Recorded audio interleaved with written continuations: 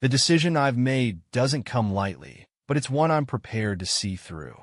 Above the mantel, a large framed photograph of Michael and me on our wedding day stares back at me, a snapshot of a moment I can barely connect with now. After nearly 3 decades of marriage, the love and respect that once defined our relationship have long faded on my end, though I know Michael remains steadfast in his devotion. That devotion will make what's coming harder for him, but I've made my choice, and there's no turning back. Ethan, seated beside me on the couch, gives my hand a squeeze. His gesture is meant to reassure me, but it only underscores the contrast between him and Michael. Over the past 15 months of our affair, I've fallen in love with Ethan, a love that has slowly drained any affection I once had for my husband. The first time I realized how far I'd gone was when I lied to Michael so I could spend a night with Ethan. It felt deliberate, and for the first time I didn't care. Pretending to still be Michael's loving wife has grown exhausting. The lies about work trips, girls' nights, shopping sprees have taken their toll. Michael, ever perceptive, must have noticed the strain, though he said nothing. I can't do it anymore. The web of deceit, the constant charade, it's suffocating. But tonight it ends. Michael will know the truth, and I'll finally be free to live the life I want. My gaze flickers to the bookcase where I've stashed a baseball bat, just in case. Michael has made his views on infidelity crystal clear. Over the past few years, he's taken an interest in stories about unfaithful wives and the consequences they face. He's never been violent, but he's a man who values respect and loyalty above all else. If provoked, I know he won't tolerate disrespect from Ethan or me. Michael is a strong man, physically and mentally. As an executive in a biomedical company, he carries himself with authority, his presence commanding respect wherever he goes. Ethan, by comparison, is softer, an artist with a sensitive, almost timid nature. If it came down to a confrontation, Ethan wouldn't stand a chance. That's why I prepared for the possibility of needing to diffuse things quickly, giving Ethan time to leave if necessary. The sound of Michael's car pulling into the driveway sends a jolt through me. Ethan shifts nervously beside me, but I remain still, my eyes fixed on the door. I wonder what Michael thinks of the unfamiliar car parked outside. He's sharp enough to suspect something, especially given the situation. When Michael steps inside, his eyes immediately find Ethan before settling on me. I don't stand or approach him, deliberately keeping my distance. Michael takes in the scene with a calm, calculated expression, his body language steady and controlled. He steps forward and extends a hand to Ethan. "Michael," he says firmly. Ethan hesitates, then shakes his hand, though his unease is obvious. Michael's sharp gaze doesn't waver, and I catch the familiar gesture of him wiping his hand on his pants after the handshake, a subtle indication of his distaste. Michael walks to the kitchen, grabs a beer, and takes a seat across from us. He cracks the can, takes a long sip, and sets it deliberately on the coffee table. The tension in the room is palpable, but Michael remains composed, his expression unreadable. He leans back slightly, his sharp eyes fixed on me now, waiting for an explanation. I take a deep breath, forcing myself to maintain eye contact with him. This is the moment I've rehearsed in my mind, the moment I'll finally reveal the truth. "Michael, we need to talk." I begin, my voice firm but betraying a hint of nervousness. His brow lifts slightly, his calm demeanor unshaken. "I want to start by saying that none of this is your fault." I continue. "You've been a good husband, an excellent one in fact. But over time, things have changed. I've changed." I pause, trying to gauge his reaction, but he gives nothing away. His silence feels heavier than words, as though he's letting me dig myself deeper before he responds. I clear my throat and press on. "For a while now, I've been seeing someone else." I gesture toward Ethan, who shifts uncomfortably on the couch. I didn't intend for this to happen, but it has. I've fallen in love with him. Michael doesn't flinch. Instead, he leans forward slightly, his elbows resting on his knees, and speaks in a low, steady tone. "You're telling me this now because—" His question hangs in the air, and I feel the weight of his words pressing down on me. "I wanted to be honest with you," I say, though I can tell he doesn't buy it. Honesty is a thin excuse for months of betrayal. I glance at Ethan, who looks like he wants to disappear. Michael follows my gaze, his lips pressing into a thin line. I clear my throat, hesitating before continuing. You've done nothing wrong, Michael. This isn't about you. It's about me. I've changed, and my feelings for you have changed. I've fallen out of love with you. The words sound hollow, even to my ears, but I press on, gesturing weakly toward Ethan. And I've fallen in love with him. Michael's face remains unreadable, a picture of control that sends an icy chill through me. His dark eyes lock onto mine, and for a moment, I feel completely exposed. He leans back in his chair, his movements deliberate, calculated. The silence stretches between us, suffocating, as Ethan fidgets uncomfortably on the couch beside me. I can feel Michael assessing us both, peeling back the layers of our deceit with a sharp, silent precision. You've fallen in love with this man, Michael finally says, his tone measured but with an edge of disdain. He doesn't glance at Ethan when he speaks, as though acknowledging him directly would be giving him too much credit. And what exactly do you expect to happen now, Chelsea? I falter under the weight of his calm inquiry, my rehearsed speech crumbling to dust. I wanted to tell you the truth. I stammer. I didn't want to keep living a lie. I thought it was the right thing to do. Michael tilts his head slightly, considering my words. The right thing to do, he repeats, his voice devoid of emotion, was to tell me after 15 months of sneaking around with him. How noble. Ethan shifts again, opening his mouth as though to speak, but Michael holds up a hand. The gesture is authoritative, silencing him before a single word escapes. Not you, Michael says, his voice firm. You've had enough to say by your actions. Ethan visibly shrinks into the couch, his pale face betraying his discomfort. I try to interject, but Michael's gaze snaps back to me, sharp and commanding. No, Chelsea. You wanted this conversation, so let's have it. You're telling me you want a divorce, yes? Yes, I say quietly, hating how small my voice sounds. I think it's best for both of us. For both of us, Michael echoes with a faint, bitter smile. How considerate. He leans forward, resting his elbows on his knees, his voice dropping to a dangerously calm level. You've spent 28 years by my side, and now you want to leave me for him. You've made your choice. But let's be clear, you made it long before this conversation. I nod stiffly, unsure how to respond to his unflinching clarity. The tension in the room is suffocating, every second feeling heavier than the last. Finally, Michael stands, his broad frame towering over both of us. His movements are controlled, deliberate, like a man with a plan already forming in his mind. Do you have the papers? He asks, his tone cutting through the silence like a knife. I blink in confusion. The divorce papers? I ask, my voice shaky. Michael's sharp gaze pierces through me. Yes, Chelsea. The ones you must have prepared for tonight. Or was this just supposed to be some emotional spectacle where I beg you to stay? No, yes, I have them, I stammer. They're in Ethan's car. Michael doesn't flinch at the mention of Ethan's car, his expression remaining cold and detached. Go get them, he commands simply, motioning toward the door. Let's not waste any more time. Ethan looks to me as though waiting for instructions, but I ignore him, rising from the couch on shaky legs. I can feel Michael's eyes on me as I head to the door, and I don't dare look back. Outside, the cool air hits me like a slap, and I grip the car door for support as I retrieve the folder containing the signed and notarized petition. When I return, Michael is standing in the center of the room, his arms crossed over his chest. Ethan hasn't moved from the couch, his hands clasped tightly in his lap. I offer the papers to Michael, who takes them without a word, his eyes scanning the contents with the precision of someone used to reviewing contracts. After a moment, he looks up, his gaze flickering between me and Ethan. You'll get what you want, Chelsea, he says, his voice steady. But don't expect this to end the way you think it will. I freeze under the weight of his words, unsure of what he means.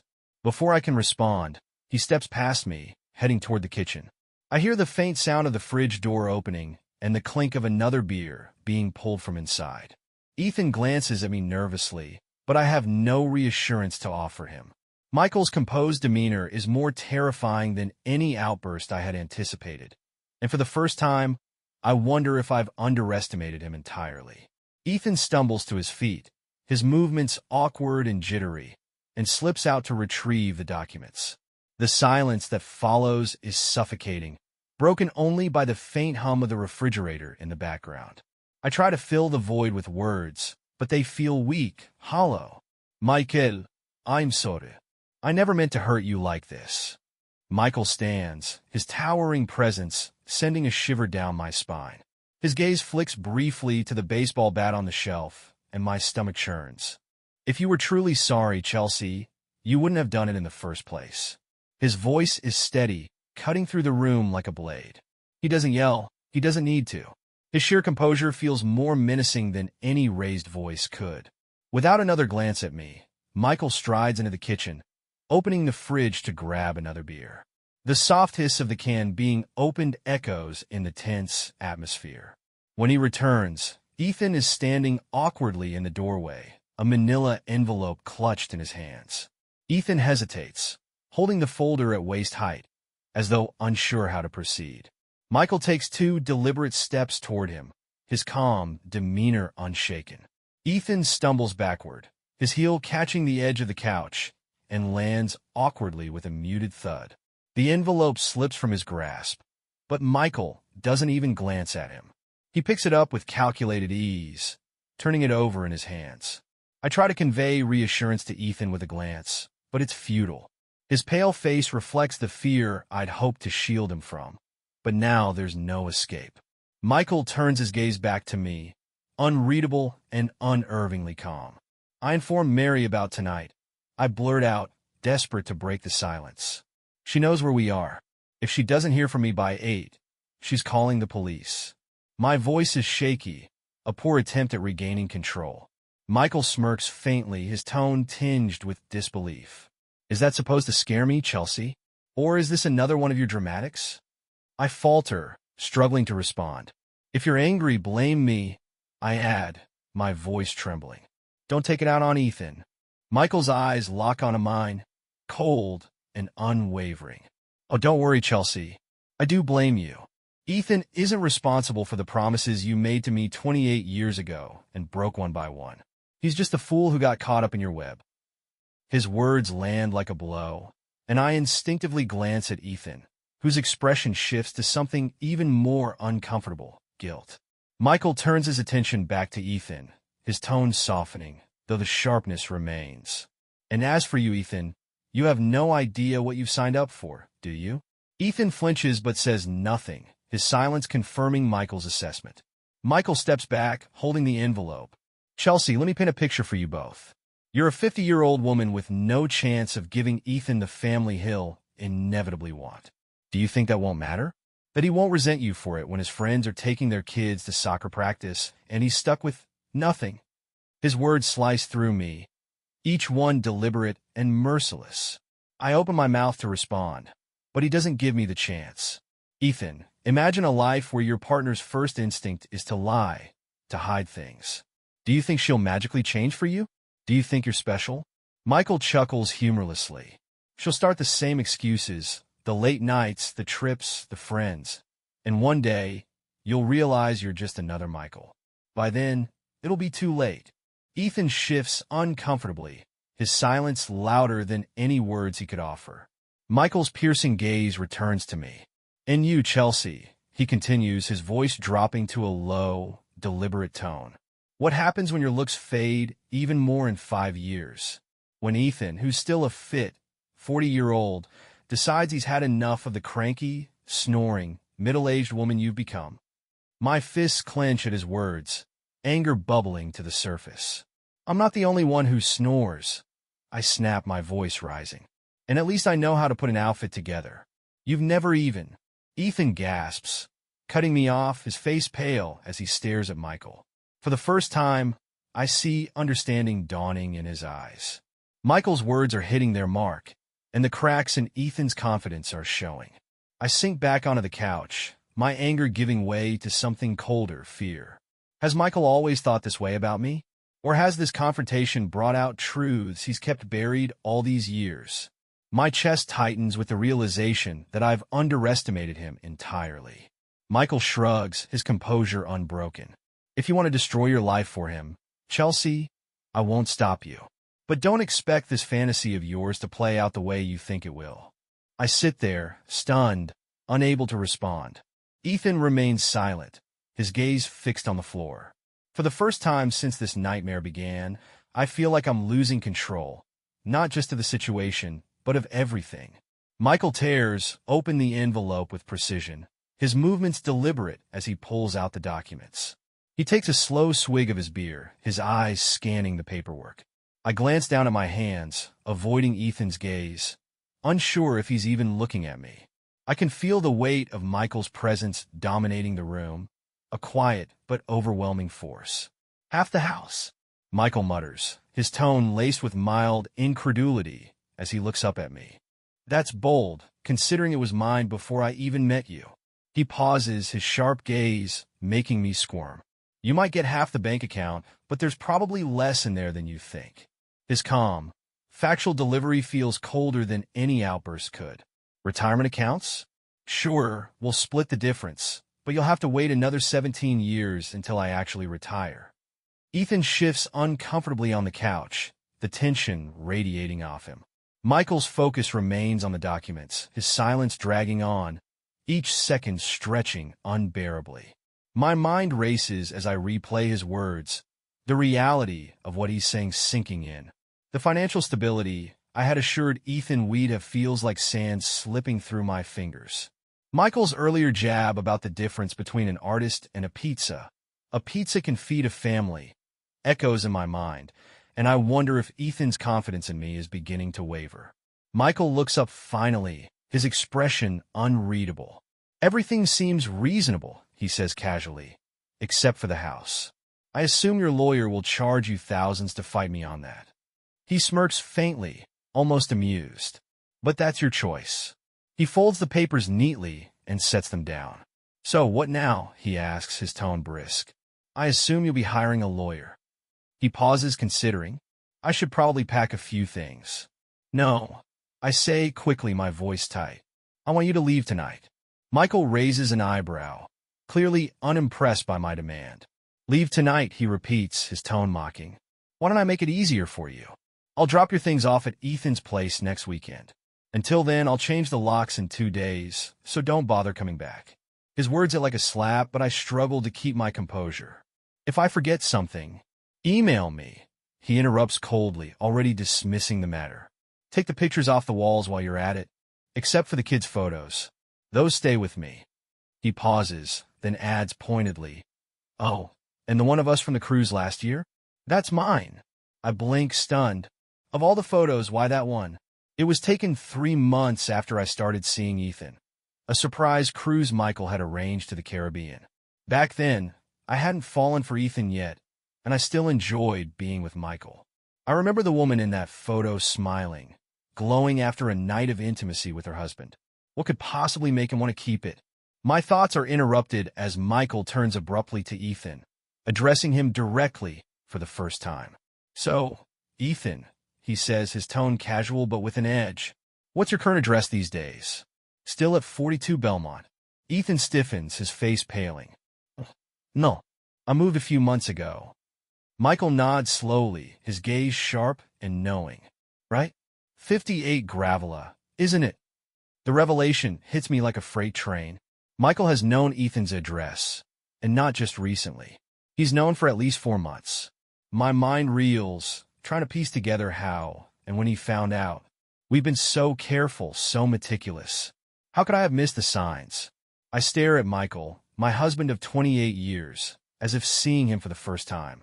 This is the man who held my hand through childbirth, who nursed me through sickness, who cared for me during every crisis. How could I have been so blind? How could he have hidden this knowledge so flawlessly? Michael doesn't give me time to process. You thought you were clever, didn't you? He says, his voice calm but laced with quiet triumph. You thought I didn't know, that I couldn't see what was right in front of me.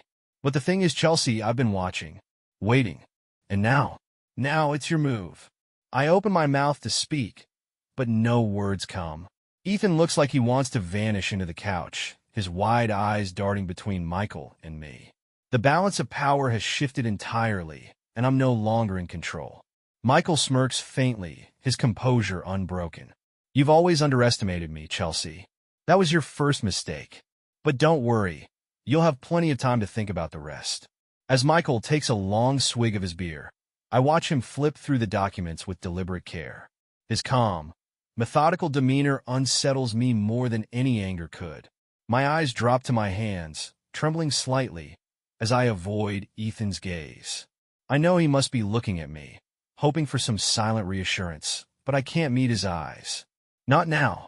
Michael mutters something about the house under his breath, and my head snaps up. Half the house, he says again, his tone low and derisive. Really, Chelsea? It's bold, I'll give you that, considering I owned it outright before I even knew you. I open my mouth to respond, but nothing comes out. His sharp gaze cuts through me as he continues, his voice dripping with sarcasm. Oh, and half the bank account? Sure, though I doubt there's as much in there as you've been imagining. Retirement accounts? We can split those too, but you'll be waiting 17 years to see a dime. Ethan fidgets beside me, his discomfort palpable. Michael's focus remains on the documents, his silence stretching like a taut wire. The weight of his words presses down on me, making my assurances to Ethan feel like empty promises. My mind replays Michael's earlier remark, the cruel jab about a pizza being more useful than an artist like Ethan. The insult echoes in my ears, more cutting because I'm starting to wonder if there's truth in it. Finally, Michael looks up, his expression unreadable. Most of this seems reasonable, he says with a faint shrug. Except the house. But hey, I assume your lawyer will be happy to rack up a few $1,000s fighting me on that. His words sting, but there's no malice in his tone, only a cold, matter-of-fact certainty. He folds the papers neatly and sets them on the table. So, what now? He asks, his voice brisk and businesslike. I assume you'll lawyer up, and I'll start packing a few things. No, I say quickly, the words tumbling out before I can stop them. I want you to leave tonight. Michael arches an eyebrow, his expression one of amused disbelief. Leave tonight, he echoes, leaning back slightly in his chair. You think you get to make that call now? Let me save you the trouble. I'll drop your things off at Ethan's place next weekend. Until then, I'll be changing the locks in 2 days. Don't bother coming back. His calm dismissal leaves me reeling. And if I forget something? I ask, my voice barely above a whisper. Michael's lips twist into a faint smirk. Email me, he says, already done with the conversation. Oh, and while you're at it, take the pictures off the walls. Except for the kids' photos, they stay here. And the cruise photo from last year. That one's mine. I blink, thrown off by the unexpected request. Of all the photos, why that one? It was taken 3 months after I'd started seeing Ethan. Michael had surprised me with a Caribbean cruise, and back then, I hadn't yet fallen out of love with him. I remember the woman in that photo, smiling, carefree, radiating happiness after a night in her husband's arms. What could possibly make him want to keep it? Michael doesn't give me time to dwell. He turns to Ethan for the first time, his tone suddenly casual. So, Ethan, he says, his voice almost conversational. What's your address these days? Still at 42 Belmont. Ethan stiffens, his face paling. Oh no, he stammers. I moved a few months ago. Michael nods slowly, his gaze sharp and knowing. 58 Gravel, right? The words land like a thunderclap. My breath catches as the realization hits me. Michael has known Ethan's address for months. All this time, while I've been so careful, so sure that we were hiding everything perfectly, Michael has been quietly watching. I stare at him, trying to piece together how I missed the signs. How could he know? How could he hide it so well? My mind races, replaying every interaction, every moment where I thought I had the upper hand. Every smile, every shared meal, every intimate moment. All of it feels tainted now, overshadowed by this new understanding. Michael knew. He has known for months, and he said nothing. You thought you were clever, Michael says, breaking the silence. His voice is calm, but there's an edge of quiet triumph. You thought I didn't see it. But here's the thing, Chelsea. I've been watching, waiting, and now, you get to live with your choices. Ethan shifts uncomfortably beside me, but Michael doesn't even glance at him. His focus is entirely on me, and I can feel the weight of his words pressing down on me. The balance of power has shifted completely, and for the first time, I feel the full extent of Michael's control. You've always underestimated me, Chelsea, he continues, his voice dropping to a low, deliberate tone. That was your first mistake. But don't worry, you'll have plenty of time to think about the rest. I open my mouth to respond, but the words stick in my throat. Michael's composure is unshakable, his cold gaze piercing through me. Ethan looks like he wants to vanish into the floor, his wide eyes darting between us. The room feels heavy, suffocating, and I realize that for the first time, I have no idea what Michael is truly capable of. I sit in my car after leaving the clinic, gripping the steering wheel tightly as the weight of the past crashes down on me. Michael's influence is everywhere, even in moments I thought were private or decisions I believed were my own. The implant, the Vanguardian, it's impossible to ignore the coincidence. That name was familiar, but I hadn't realized until now that Michael might have been behind it all along. I stare blankly at the dashboard, flashes of conversations and events racing through my mind like an unstoppable flood. The suggestion to get the implant had come from Michael, hadn't it? Before the cruise, before everything fell apart. And now, years later, a doctor was telling me that my implant had been collecting data for years, data I never consented to share. My blood runs cold at the thought of how much Michael might already know. Back then, I thought I had been so clever. Every smile I gave him, every tender word, every moment of intimacy, it had all been calculated, a performance to keep him from suspecting the truth. But he had known. For months, perhaps longer. I had been the one acting, but Michael had been the one writing the script. The photo from the cruise flashes in my mind again, his insistence on keeping it taking on a new, sinister significance. It wasn't a memento of a happy memory. It was a trophy, proof of his quiet dominance, his ability to stay 3 steps ahead while I deluded myself into thinking I had the upper hand. A knock on the car window startles me, and I see Ethan standing there, his expression tight with worry. I unlock the door, and he slides into the passenger seat, looking as though he's been through a war. "Are you okay?" he asks, his voice low and cautious. I nod stiffly, not trusting myself to speak. My thoughts are too jumbled, too raw. Ethan shifts uncomfortably in his seat, his eyes darting toward the clinic before returning to me. "You were in there a while.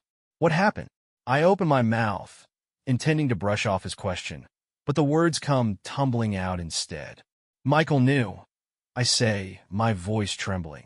"About the implant. About everything. He's known for months." Ethan frowns, his confusion evident. "What are you talking about?" I explain as best I can, the implant, the doctor's discovery, the data, the familiar name. By the time I finish, Ethan looks as pale as I feel. "This can't be a coincidence," I say, my voice rising. "Michael must have done something. He set this up. He's been tracking me, monitoring me, without me even realizing it." Ethan rubs the back of his neck, his discomfort evident. "But why would he go through all that trouble? Why not confront you directly?" "Because this is Michael." I snap, my frustration boiling over. He doesn't confront. He calculates. He waits. And then he lets you hang yourself with your own rope. Ethan doesn't respond immediately, his gaze fixed on the dashboard. Finally, he speaks, his voice hesitant. "What do we do now?" I don't have an answer. For the first time in years, I feel completely powerless. Michael has dismantled every illusion I had of control, and I'm left with nothing but the wreckage of my choices. Ethan reaches for my hand, his touch meant to comfort, but it only deepens my sense of unease. I pull away, staring out the windshield as the enormity of what's happened settles over me. Michael's words echo in my mind. "You've always underestimated me. That was your first mistake. I thought I was the one in control, the one making the choices. But Michael had been pulling the strings all along, and now I was left to face the consequences." The drive home is a blur. My hands grip the steering wheel as my mind churns over the events at the clinic. Michael's reach extends farther than I could have imagined, slipping into spaces I believed were mine alone. Every memory feels tainted now. Every moment, every decision. The implant the Vanguardian was his doing all along. The suggestion to switch to it had seemed thoughtful at the time, just another example of Michael's care for my well-being. But now it's clear it was never about me. It was about control. I pull into the driveway of the small, worn cottage Ethan and I share. Its peeling paint and overgrown yard a far cry from the life I'd once envisioned. I can't recall a single stoplight or turn on the drive home. I hope I didn't run any red lights, though part of me almost doesn't care. What's a traffic ticket compared to the revelations that now weigh on me like a stone? Inside, I find Ethan seated on the couch, his posture stiff. Something about the way he's sitting sets me on edge, though it takes me a moment to realize why. He's not alone. Next to him is a woman, barely 30, glowing with the unmistakable radiance of late pregnancy. Her hand is in his, and 2 glasses of Chardonnay sit on the table between them. "Chelsea," Ethan begins, his voice uneasy. "We need to talk."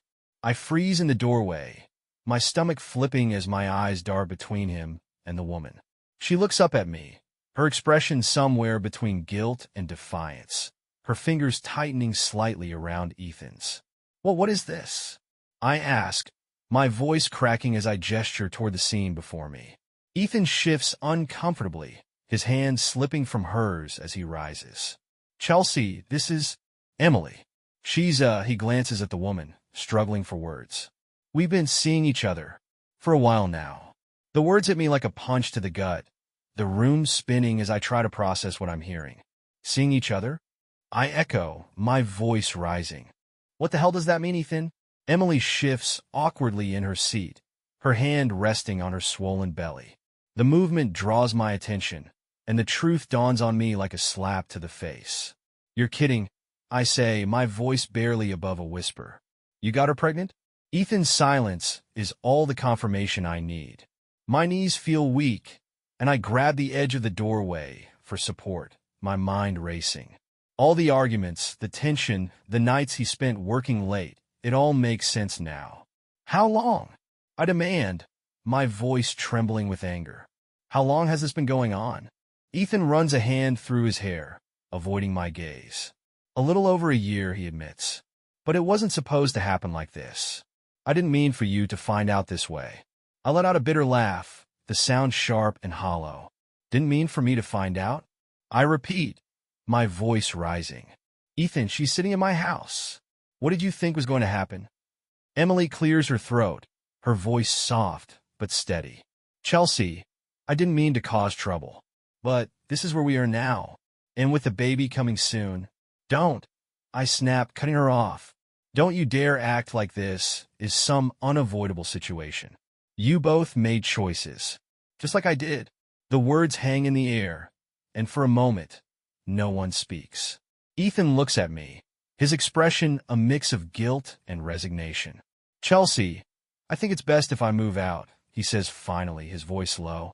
"Emily and we're starting a family. I can't keep living like this." The room feels like it's closing in on me, the weight of his words pressing down until I can barely breathe. I thought I'd hit rock bottom before, but this is something else entirely.